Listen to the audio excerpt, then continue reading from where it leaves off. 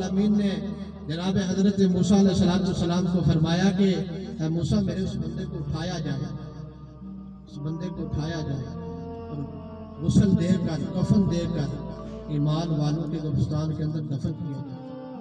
अर्ज किया या बारी ताला बनी इसराइल का हर गिरोह, बच्चे बूढ़े जवान मर्द औरतें ये गवाही देते हैं गुनाहगार था।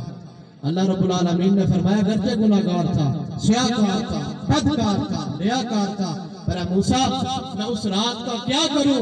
व नज़रा इस्म मुहम्मदिन सल्लल्लाहु ताला अलैहि वसल्लम, वो रात इस रात उसने मेरे महबूब अलैहिस्सलातु वस्सलाम के नाम को चूमा था। फकत नाम मोहम्मद चूमे बनी इसराइल का हो तो अल्लाह रब्बुल आलमीन 200 साल के गुनाह माफ कर दे।